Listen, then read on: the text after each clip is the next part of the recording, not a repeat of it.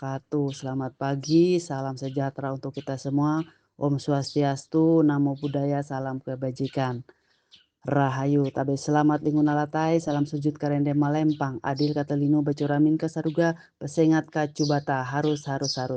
Perkenalkan, saya Ibu Griswati, pengawas Dinas Pendidikan Kota Palangkaraya. Mau berbagi praktik baik tentang kegiatan pendampingan di sekolah binaan lewat metode Basurah, yaitu berbagi aksi, saling refleksi menuju sekolah harmonis. Selamat menyaksikan. Basurah dalam bahasa Dayak Ngaju artinya berbagi cerita atau berbincang-bincang dengan hati yang terbuka. Dan kegiatan ini dilakukan secara bersama-sama. Konsep ini sejalan dengan semangat kebersamaan dan gotong royong yang menjadi filosofi masyarakat Dayak Ngaju, di mana setiap anggota komunitas memiliki tanggung jawab untuk saling membantu, saling mendengarkan, dan mencari harmoni melalui dialog dan refleksi bersama. Sebagai seorang pengawas sekolah di Dinas Pendidikan Kota Palangkaraya, saya memiliki tanggung jawab membina 11 satuan pendidikan, yaitu mulai jenjang PAUD, SD, hingga jenjang SMP. Sekolah-sekolah binaan tersebut tersebar di wilayah yang beragam, mulai dari kawasan perkotaan hingga sekolah-sekolah yang berada di pinggir kota Palangkaraya. Keberagaman kondisi inilah yang menumbuhkan kesadaran saya bahwa setiap satuan pendidikan memiliki keunikan, tantangan, serta potensi yang berbeda.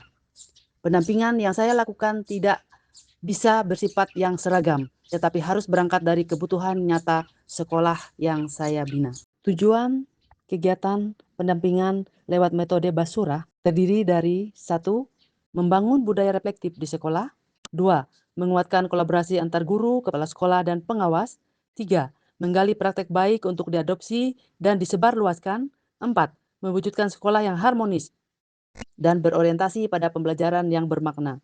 Tujuan ini sangat relevan dengan harapan dari Permendikdasmen nomor 13 tahun 2025, yaitu penerapan pembelajaran mendalam atau deep learning. Dalam proses pendampingan, saya menghadapi beberapa tantangan yang cukup kompleks. Pertama, masih ada sebagian guru yang merasa bahwa supervisi atau pendampingan dari pengawas adalah bentuk penilaian yang menegangkan. Persepsi ini membuat komunikasi awal seringkali kaku dan formal. Kedua, keterbatasan waktu dan jarak antar sekolah binaan menyebabkan pelaksanaan pembinaan tidak selalu bisa dilakukan secara tatap muka. Ketiga, variasi kemampuan guru dalam menerapkan kurikulum merdeka juga menimbulkan kesenjangan praktik antar sekolah. Selain itu, saya juga menemukan bahwa sebagian sekolah masih belum terbiasa melakukan refleksi bersama setelah kegiatan pembelajaran atau setelah kegiatan pelatihan. Guru lebih sering bekerja secara individual dan jarang mendiskusikan hasil atau prosesnya dengan rekan sejawat. Padahal disitulah letak kekuatan transformasi pendidikan dalam berbagi dan refleksi aksi. Untuk menjawab tantangan-tantangan tersebut, saya mulai menerapkan metode Basurah dengan pendekatan yang sederhana namun bermakna. Dalam berbagi aksi, saya memulai dengan mengajak para kepala sekolah dan guru dari setiap satuan pendidikan untuk berbagi praktik baik yang sudah mereka lakukan, walau sekecil apapun. Dalam sesi berbagi ini, saya berperan sebagai fasilitator yang membantu mengaitkan setiap praktik dengan indikator yang ada di dalam 8 dimensi profil lulusan. Setiap sesi berbagi dilakukan secara bergiliran di sekolah binaan yang berbeda. Hal ini bukan hanya agar kegiatan terasa lebih harmonis, tetapi juga memberi kesempatan bagi setiap sekolah untuk menjadi tuan rumah dan menunjukkan praktik baiknya. Dalam tahapan saling refleksi, pada tahapan ini saya menuntun peserta untuk menjawab 3 pertanyaan kunci.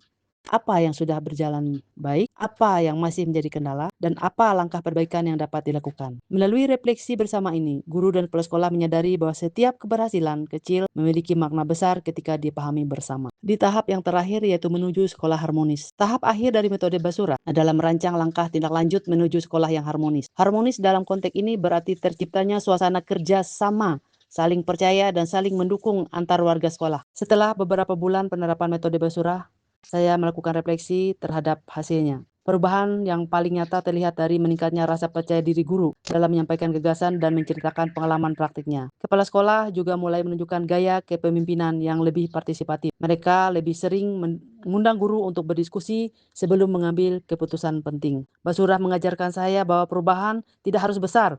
Yang penting dilakukan dengan hati dan ketulusan. Dengan semangat berbagi aksi dan saling refleksi, setiap sekolah dapat tumbuh menjadi lingkungan yang harmonis dan bermakna. Dipanggil oleh dinas 2 hari yang lalu mengikuti kontestan apresiasi GTK. Jadi yang pengawas itu kami berempat, saya, Bupatang, penambang, dan pemadil.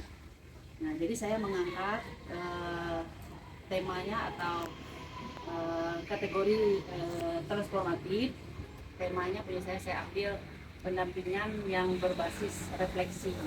Nah, tapi Bu Musdalifah minta harus ada keunikannya, katanya khas Dayaknya. Jadi saya browsing di Google, saya ambil kata Basurah. Nah, jadi bahasa Dayak Basurah kan artinya bercerita, berbagi cerita, berbagi aksi, refleksi bahasa Indonesianya, dan ini sudah kita lakukan sebenarnya. Cuma saya mengharapkan ada videonya yang nanti bisa saya upload di karya saya, di naskah yang saya buat, di PowerPoint-nya. Jadi saya ambil sampel satu SD, tadi SD 37 dan satu TK di satu masyarakat ini. Nah, Basurah ini sebenarnya bisa dilakukan oleh siapapun. Misalnya antara guru dan kepala sekolah bisa Basurah. Misalnya ada masalah nih, tiba-tiba kepala sekolah memanggil guru ada yang mau disampaikan. Itu juga namanya istilahnya Basurah. Refleksi, ada sesuatu masalah, ada kesulitan yang mau dimusyawarahkan sehingga menemukan jalan keluarnya bersama. Dengan orang tua pun bisa kata Basurah ini dipakai.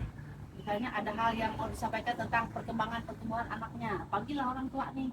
Nah, itu juga kita bisa katakan Basurah dalam bahasa Dayak. Nah, jadi berkomunikasi, bercerita, santai, tidak terlalu resmi.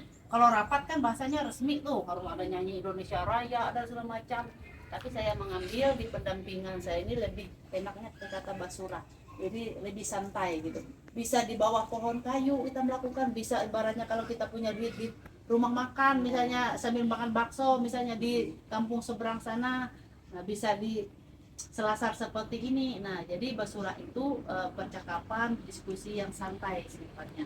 Bisa dilakukan oleh siapapun, oleh kepala sekolah, oleh guru. Dari kepala sekolah nih ada yang mau disampaikan kepada orang tua, kita ketemu di mana misalnya kan dengan orang tua supaya lebih santai, lebih rileks.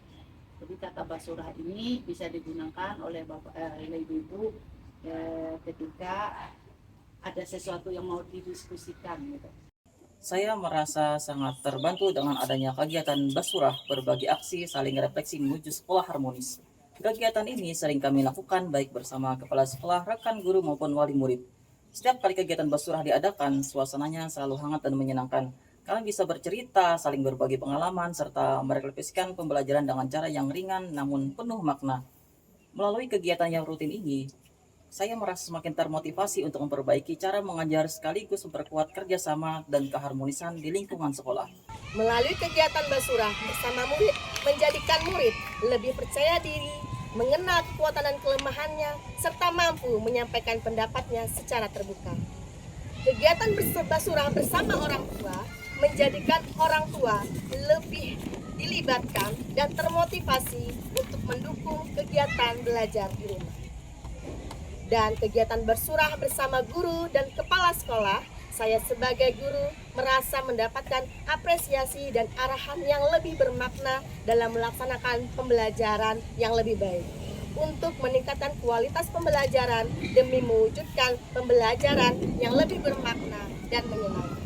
Melalui metode Basurah sangat bermanfaat bagi kami sebagai pihak sekolah, di mana kami bisa menggunakan waktu yang begitu efektif. Kami bisa berkumpul dimanapun, kapanpun saja. Kami bisa berbagi, bercerita, kami bisa menemukan solusi apa yang kami hadapi atau masalah yang kami hadapi, terutama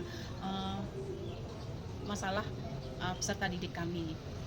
Kami bisa melakukannya dimanapun, kapanpun saja, sehingga kami bisa menggunakan waktu yang begitu efisien, sehingga kami tidak harus melakukan secara khusus seperti itu. Begitupun kami terapkan juga kepada orang tua atau pihak komite, kami bisa melakukan dimanapun, kapanpun untuk menemukan solusi di dalam kami menangani tumbuh kembang dari peserta didik kami yang ada di TK Tunas Sekitar ini. Seperti itu. Terima kasih.